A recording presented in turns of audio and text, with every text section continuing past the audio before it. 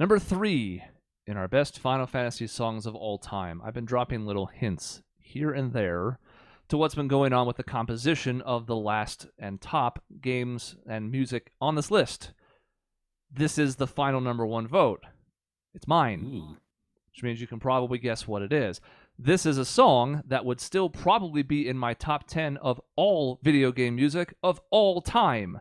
And please understand, if you're new to this channel, I'm the guy who has terabytes of video game music, okay? So I'm not trying to flex on anybody here, but like, this shit matters to me. So to have it that high on my all-time list also means something. This is Seymour Battle from Final Fantasy X. Which version? I played the better one. Okay, great. Now, it should be noted, I have both on my playlist because I still like the original, even though I think the one from the remaster is better, specifically for what it does with the back half of the chorus. That's a kind of listless in the first version, and here it's actually like the best part of the song. So it's, you know, I like some of the instrumentation updates. That little guitar wail at the beginning we just heard is among them. But like, in general, I can't really go wrong with either version of this. I do think the remaster is slightly better.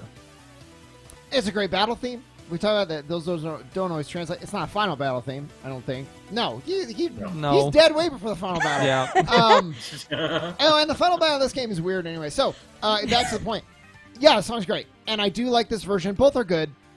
This one's better, and I personally gave it bonus points. Maybe you guys can actually talk to the merit of the song within the game.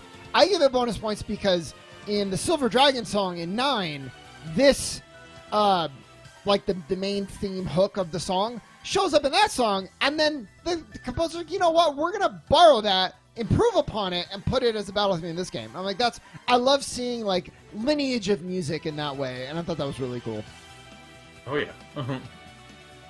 Listen to this chorus. Oh yeah, I know. Nuts.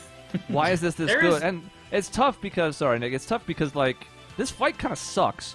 Because one of two things happens. Either Seymour spinning elements is a huge pain in the ass, or you've gotten the damage limit break on your weapons and you can one-shot him.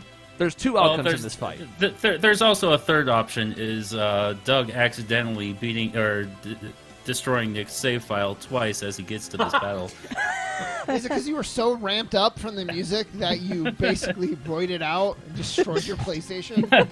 I was going through Final Fantasy X, and Nick gets to this battle twice, and I destroy his save file, and he does it again and beats the game. So, yes, that's commitment. Yeah.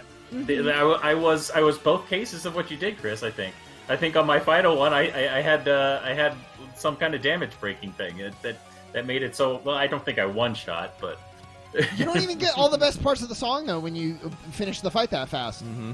Yeah, but that's an interesting thing though. You say best parts. Like, this song has a lot of parts, and every single one of them is solid. Like, I love every little bit of the song, even by themselves. It's just great.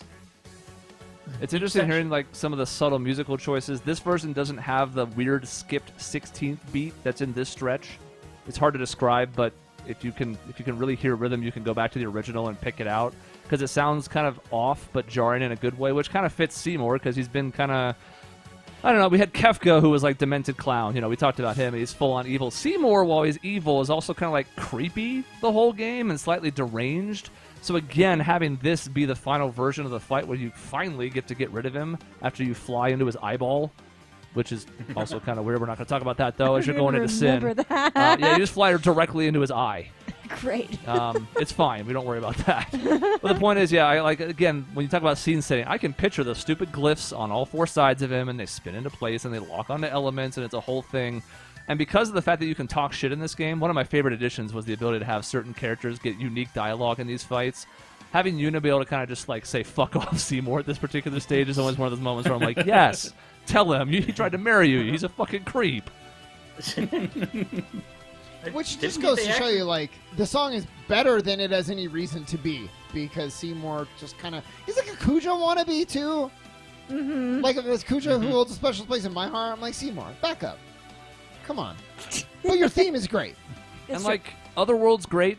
Like, I like it quite a bit, even though I think it's a little campy, but it fits the moment well. So when you're fighting your dad and you tell him, you don't want to cry, but you do cry. You always cry. That's all great. And See, then, you're you crying mentioned right now. you mentioned Yu Yevon, and the music for that's kind of a letdown, and the boss fight's not very fun. Thematically, I get where they were going with it. The idea of killing off the summons because it's the only way to free yourself from this cycle. But to me, I'm like, when I beat this, I'm like, all right, game's over. I've done it, even though this is not the hardest fight and not the most important. I would argue that the Ject one is, but it doesn't matter. This is what I'm here for. I get to this point, I'm like, all right, cool, power off.